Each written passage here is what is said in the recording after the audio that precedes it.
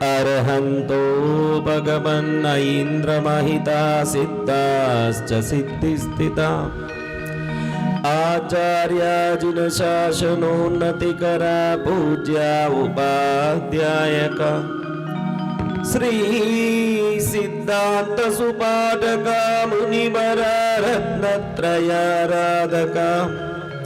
पंचैते परमेष्टिनं प्रतिदिनं कुर्वन्तु वो मंगलम्।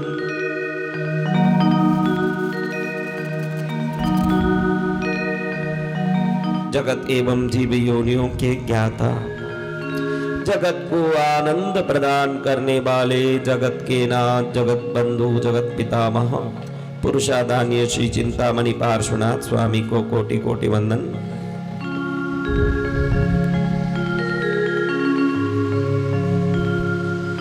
जय पार्श्वनाथ। आज का पुण्यमय दिन,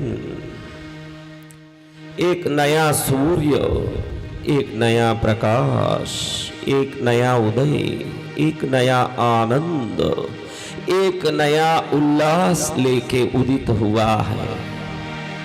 घर में कोई विशिष्ट मेहमान आते हो तो घर सजने लगता है, सोफा कुर्सियां व्यवस्थित होने लगती है, घर के गतिविधियों में कुछ फर्क आने लगता है।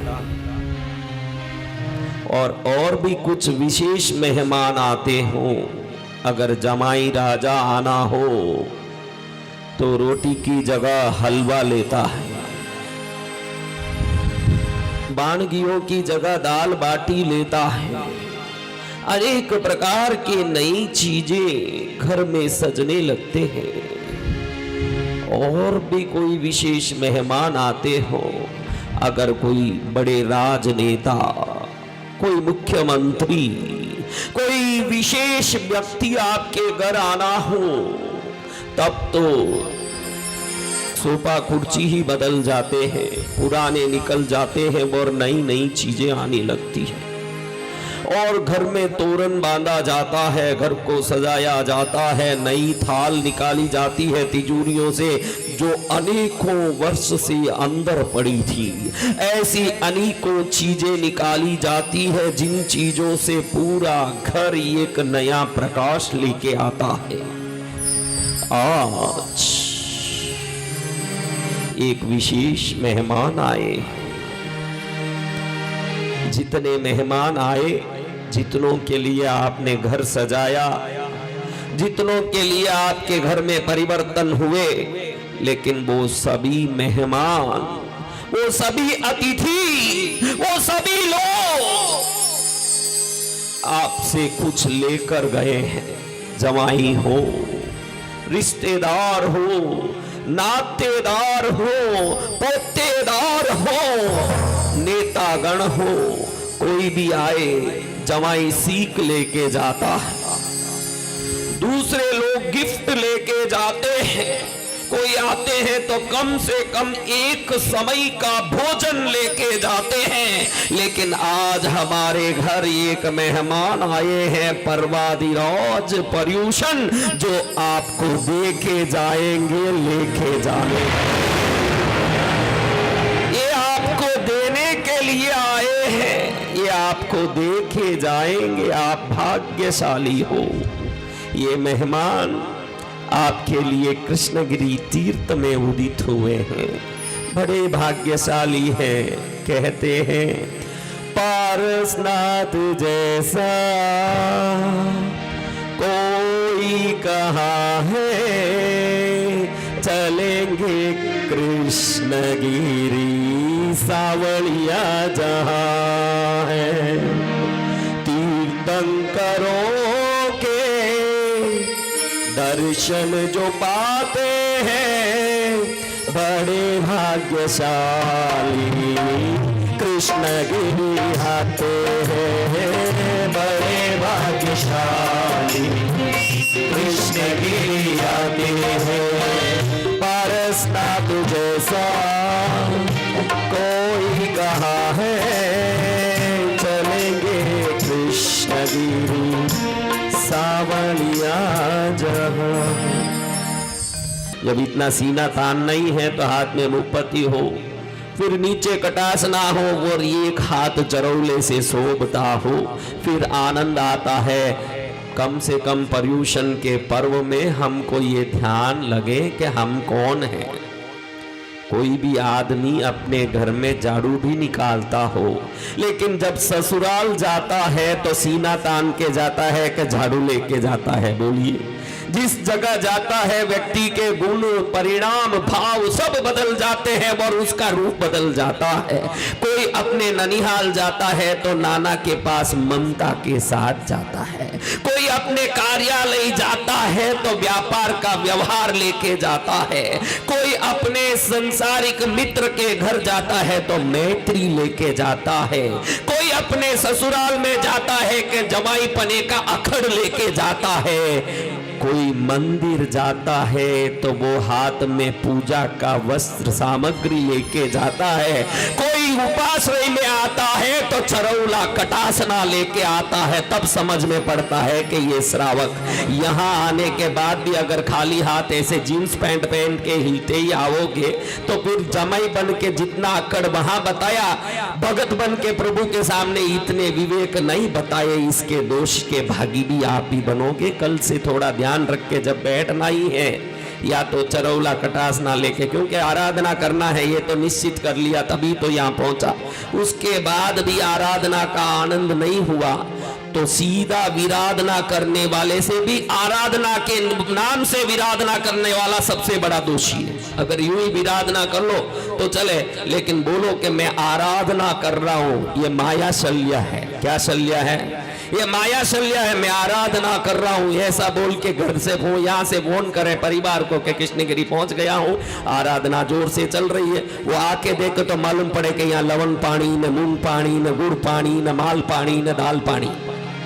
अब उनको मालूम नहीं पड़े कि यहाँ खाली माल पानी ही चल रहा है, कोई आराधना। लेकिन आज हम देख रहे हैं सबसे पहले कि ये पर्यूषण, ये आराधना, ये भक्ति आप कई सालों से, कई वर्ष से, जीवन भर इसी क्रिया को करने के लिए जन्मे हैं। क्योंकि जैन अपने जीवन में अगर किसी पर्व का महत्व रखता है तो वो पर्यूषण पर्व है। कहते हैं, मैंने सुबह ही एक वीडियो में रिकॉर्डिंग करवाया कि पर्व शब्द में 3 अक्षर हैं। कितने अक्षर? क्या अक्षर है? पर्व। क्या अक्षर है? बोलो बोलो। पर्व 3 अक्षर मिल गए तो क्या बन गया? उसका अर्थ क्या है? क्या बन गया?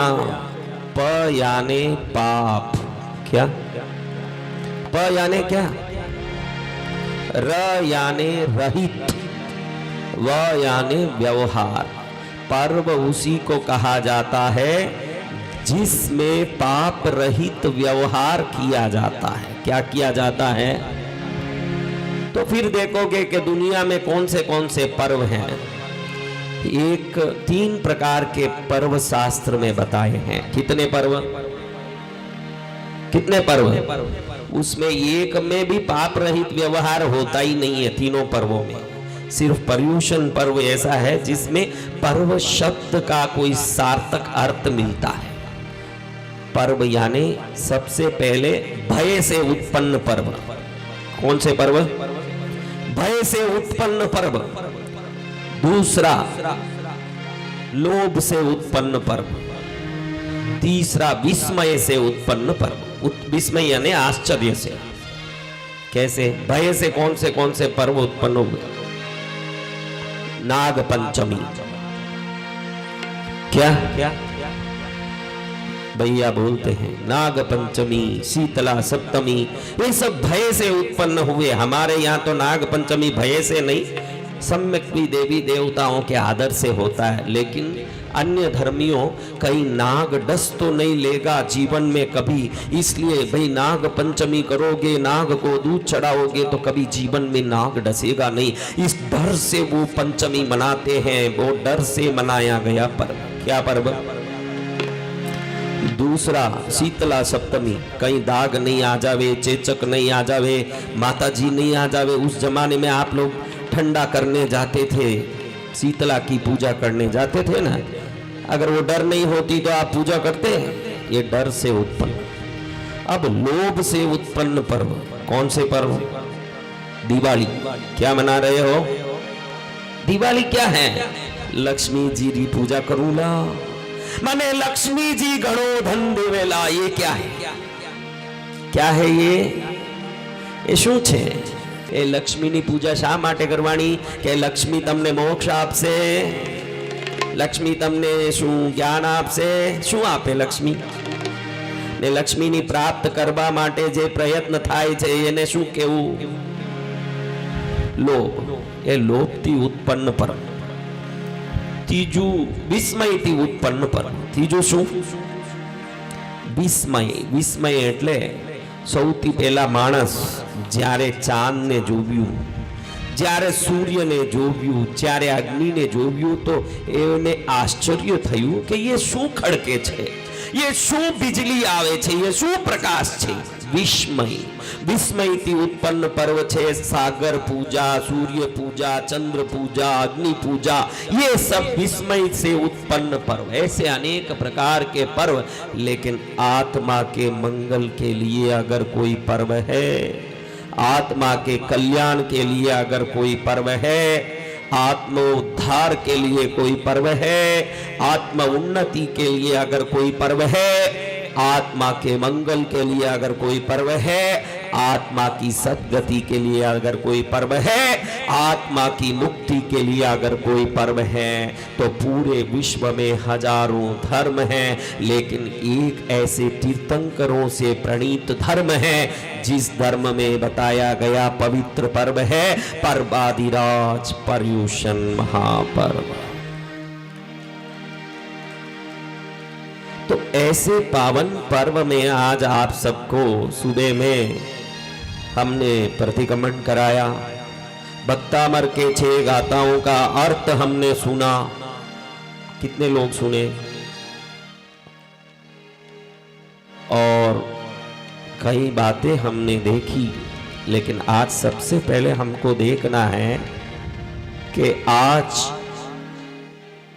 हम लोग भाद्रव पक्ष के चतुर्थी के दिन संवत्सरी मनाते हैं। भाद्र पक्ष, भाद्र महीने के शुक्ल पक्ष के चतुर्थी के दिन अभी संवत्सरी आएगा। आज से कितने दिन बाद आएगा? आज से 8 दिन है, लेकिन आज हम लोग मनाते हैं भाद्र शुक्ल पंचमी को संवत्सरी, अपन चतुर्थी को मनाते हैं। लेकिन परमात्मा ने क्या बोला है? परमात्मा कल्पसूत्र में क्या बताते हैं? परमात्मा ने इस बाबत में क्या समझाया है मालूम है? परमात्मा ने बोला है कि आषाढ़ शुक्ल पूर्णिमा को संवत्सरी मनाना। कब मनाना? कब मनाना? आषाढ़ महीने के पूनम के दिन संवत्सरी मनाना। अपन तो आषाढ़ महीने के पूनम के दिन तो चौमासा शुरू करते हैं। क्या करते हैं? अभी तो भाद्र शुक्ल की बात चल रही है, भगवान आषाढ़ शुक्ल पूर्णिमा की बात करते हैं। फिर ये कैसे हुआ? आज के जमाना जैसा नहीं था, वो जमाना था जब परमात्मा के साधु किसी जगह विहार करते तो विनंती करके नहीं जाते, वो गांव हो जंगल हो बगैर सूचना जाते ही रहते। बगैर सूचना वो कहीं भी विहार करते ही रहते। आजकल तो कितनी विनती हुई उतने बड़े साधु गिने जाते हैं, और कोई साधु को आप पूछो के बाप जी आगे प्रतिष्ठा कहीं उपदान वगैरह कुछ आप प्रोग्राम है कहीं, तो जो साधु बोले कि हाँ वहाँ प्रतिष्ठा करा के, वहाँ जाके उपदान करा के, वहाँ से आगे जाके उधर से ये करा के फलाना करा, अरे बड़े बाप जी हैं, बड़े आशीर्वाद हैं, बड़ा है। उस जमाने में बगैर सूचना जाते और बगैर सूचना रहते, उनके ही समाचारी साधु का पद लगता था, बोल बोल के व्यवस्था करने वाले नहीं। तो साधुओं ने प्रभु से विनती किया कि भगवान, हम जंगल में विहार करते हो, हमको सांवत्सरिक आराधना करने के सामग्री उपलब्ध नहीं हो, व्यवस्था क्षेत्र काल भाव के आयोजन नहीं हो, तो हम क्या करें? तो श्रावण कृष्ण प्रतिपदा को कर लो, यानी अगले दिन, बीज को कर लो, तीज को कर लो। ये कैसे हुआ? प्राचीन जमाने में वर्ष का प्रारंभ श्रावण कृष्ण प्रतिपदा, सावन के वदी पक्ष के एकम से ही वर्ष शुरू होता है। समझ लो, ये कभी सुना नहीं होगा आपने ये बात। जब श्रावण कृष्ण एकम को वर्ष शुरू होता है तो आषाढ़ शुक्ल पूनम को ही वो समाप्त होता है, अंतिम दिन उस वर्ष का। अभी शुरू हुआ सावन के एकम को, तो आषाढ़ के पूनम को खत्म होगा साल, और वापस सावन कृष्ण एकम नया वापस उत्पन्न होगा। तो जो सावन कृष्ण प्रतिपदा को जो वर्ष शुरू हुआ वो आषाढ़ शुक्ल पूर्णिमा को समाप्त होता है। तो जो समाप्ति का दिन है उस दिन वर्ष भर में किए हुए सभी पापों का प्रायश्चित किया जाता था। इसलिए आषाढ़ शुक्ल पूर्णिमा के दिन सांवत्सरिक आराधना होती थी। तो साधुओं ने पूछा कि जब हमसे ये नहीं हो पाया उस दिन आराधना, तो हम क्या करें? भगवान ने कहा अगले दिन कर लो। साधुओं ने पूछा अगर अगले दिन नहीं हो तो अगले दिन करो, उसमें भी नहीं हो तो अगले दिन करो, उसमें भी नहीं हो तो श्रावण कृष्ण चौथ को करो, उसमें भी नहीं हो तो श्रावण कृष्ण पंचमी को करो, उसमें भी नहीं हो तो छठ को करो, सप्तमी को करो, अष्टमी को, नवमी, दसवीं, एकादशी, द्वादशी, त्रयोदशी, चतुर्दशी, अमावस्या, श्रावण शुक्ल एकम को करो, बीज को। ऐसे ऐसे करते करते सावन से भादवा, भादवा कृष्ण एकम, 20, 30, ऐसे ही साधुओं कहते कहते, क्योंकि उस जमाने में आज जैसी बड़ी व्यवस्था नहीं, रास्ते में इतने बड़े बड़े जंगल आते थे कि 50-50 दिन, 100-100 दिन तो जंगल पार करने में लग जाए, ऐसा था। ऐसे करते करते परमात्मा ने 50 दिन खींचा दिया। कितने? तो फिर 50वां दिन आया श्रावण शुक्ल पंचमी। क्या आया? अच्छा, आप लोगों में, हम लोगों में एक विवाद चलता है, इस बार ऐसा विवाद चलेगा। ये जो मुपत्ति बांध के जितने बैठे हैं, ये पंचमी के दिन आराधना करते हैं सांवत्सरी का, हम लोग चतुर्थी के दिन आराधना करते हैं। ये दोनों में मतभेद रहता है, तो दोनों में रहता है कि भाई कौन सही है। यही इसीलिए ये इतिहास बता रहा हूं कि दोनों बिल्कुल सही हैं। क्यों, कैसे, यही बात समझने जैसा है। ये समझ लें तो मन में जो भेदभाव है ये क्या हो जाएगा। अब प्रभु ने बताया कि अगर तुम आषाढ़ शुक्ल पूर्णिमा को आराधना नहीं कर सकते संवत्सरी का, तो भाद्रव शुक्ल पंचमी को तो करना ही चाहिए। समय बीतता गया, कुछ शाखाएं बनी धर्म की, उसमें कुछ शाखाओं के नायक बन के कालिकाचार्य एक बृहद नगरी में विहार करते हुए पहुंचे। वहां के लोगों ने बड़े भाव से उनको स्वागत किया, उनके शिष्यों का स्वागत किया, उनका भक्ति आदर करते हुए वहाँ उनका धर्म प्रभावना होने लगा। और संवत्सरी नजदीक आई, भाद्रव शुक्ल पंचमी, क्या तिथि? लेकिन गांव का राजा आचार्य भगवंत के पास पहुंच के विनती करने लगा कि भगवंत, हे गुरुदेव, आप क्या भाद्रवा शुक्ल पंचमी के दिन यहाँ विशेष धर्म आराधना करवाने वाले हैं? हमने सुना। आपसे निवेदन है कि हमारे गांव में उसी दिन एक बहुत बड़ा मेला लगता है, बहुत बड़ा उत्सव होता है, जो हर व्यक्ति उसमें कहीं ना कहीं मन्नतें मान्यताएं करके रहता है। तो पूरा गांव का गांव उस मेले में जाता है। अगर आप उस दिन आराधना कराएंगे तो हम आराधना से वंचित हो जाएंगे, हमारे लिए आराधना निरर्थक हो जाएगा। इसलिए आपसे हाथ जोड़ के निवेदन करते हैं कि आप उस आराधना को छठ के दिन रखिए। किस दिन? आचार्य श्री कालिकाचार्य श्री ने कहा कि परमात्मा का आदेश है कि पंचमी तक संवत्सरिक आराधना हो जाना चाहिए और छठ को तो कभी हो नहीं सकता। तुम कह रहे हो तो मैं एक दिन पहले चतुर्थी के दिन आराधना करा सकता हूं, क्योंकि वो वर्ष के अंतर्गत आता है। अगर छठ को करूंगा तो वर्ष लांघता हूं, तो महादोष का मैं भागी बनता हूं। इसलिए मैं क्या करा सकता हूं? मैं क्या करा सकता हूं? चतुर्थी के दिन आराधना करा सकता हूं।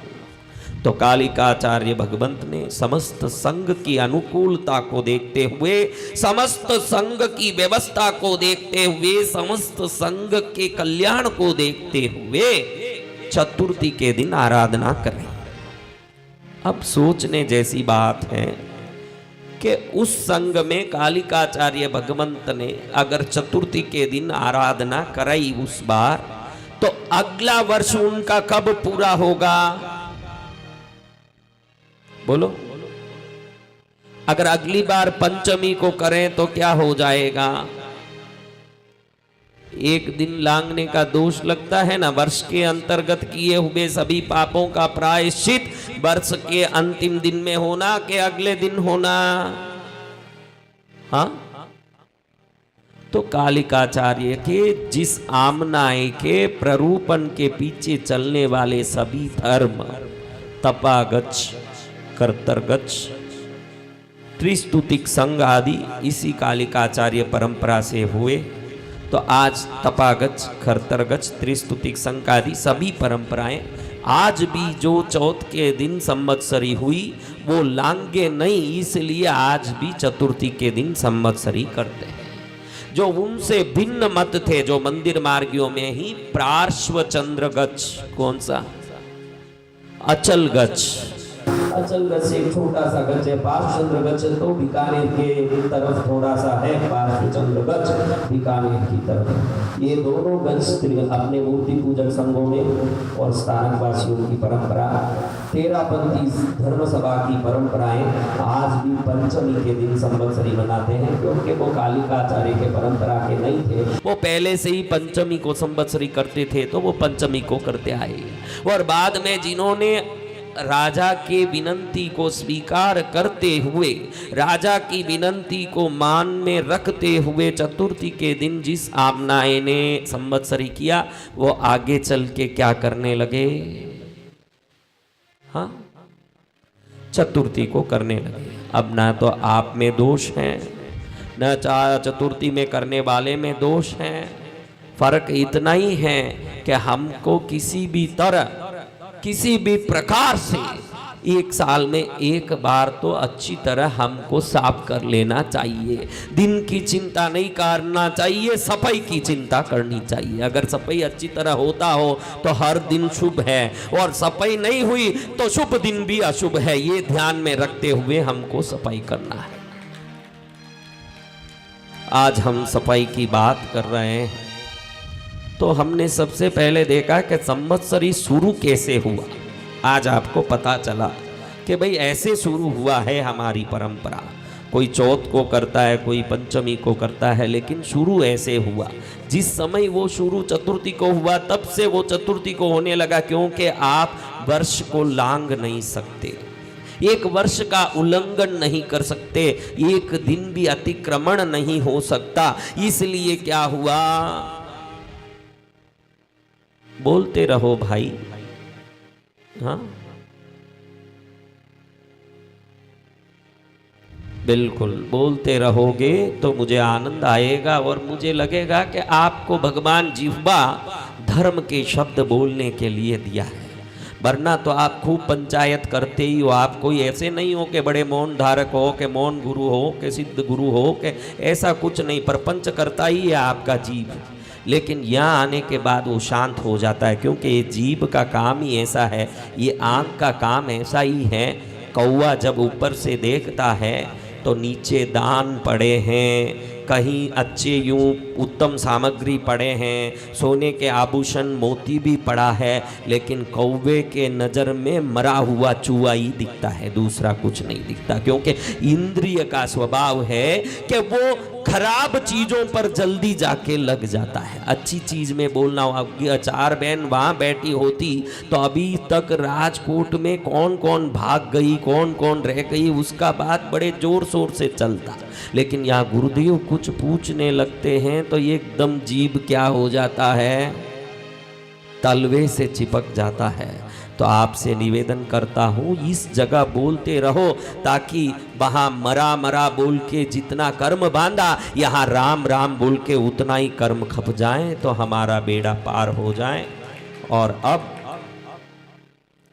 ये पर्यूषण में क्या क्या करने जैसा है ये तो बोलना पड़ता है, क्योंकि मैं दुनिया भर की कहानी करूं तो अभी प्रभु ने जो बोला है वो मुझे बताना पड़ेगा। प्रभु ने बताया है कि पर्यूषण में 5 कर्तव्य करना।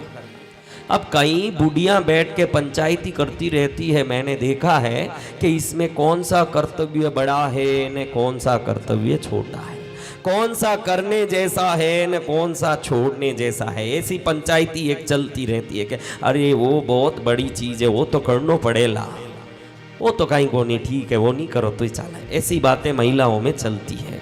अब पहली बात है अहिंसा का, जिसको परमात्मा ने हमारी प्रवर्तन के रूप में कहा है। क्या चीज?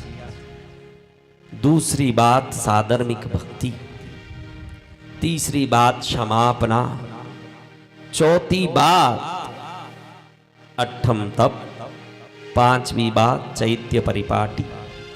अब एक सुंदर छोटी सी बात आपको समझाना चाहूंगा।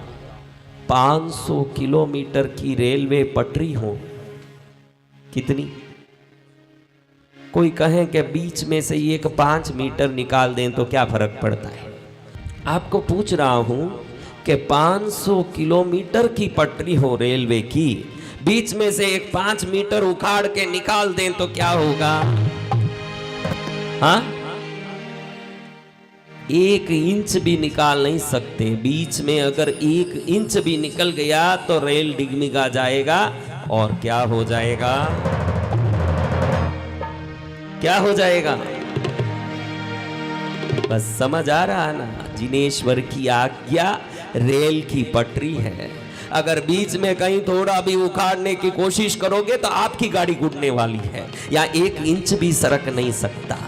कोई बोले कि हमारी प्रवर्तन बड़ा है, कोई बोले कि साधर्मिक भक्ति बड़ा है, कोई बोले क्षमापना बड़ा है, कोई बोले अट्टम तप बड़ा है, कोई बोले चैत्य परिपाटी बड़ी है। अरे मूर्खों, ये रेल की पटरी है जिसमें हर एक मीटर की, हर एक फुट की, हर एक इंच की अपनी महिमा है, बीच में कहीं छूट नहीं सकता। हमारी प्रवर्तन अहिंसा, पूरा जीवन, पूरी आत्मोन्नति, पूरा मंगल दया पर टिका हुआ है। किस पर टिका है? दया को आप उखाड़ नहीं सकते। साधर्मिक भक्ति, प्रभु कहते हैं 1,00,000 करोड़ वर्ष तक मांस खामण पर मांस खामण करें। प्रभु भगवान कहते हैं 1,00,000 करोड़ वर्ष तक मांस खामन करके पार ना करें, मांस खामन करके पार ना करें। कितने साल तक? 1,00,000 करोड़ वर्ष तक अगर कोई मांस खामन पर मांस खामन करें, बीच में पार ना करके, उससे बड़ा पुण्य एक बार साधर्मिक की भक्ति करने में मिलता है भगवान महावीर। आप उसको कम नहीं तोल सकते, वो सबसे बड़ी चीज।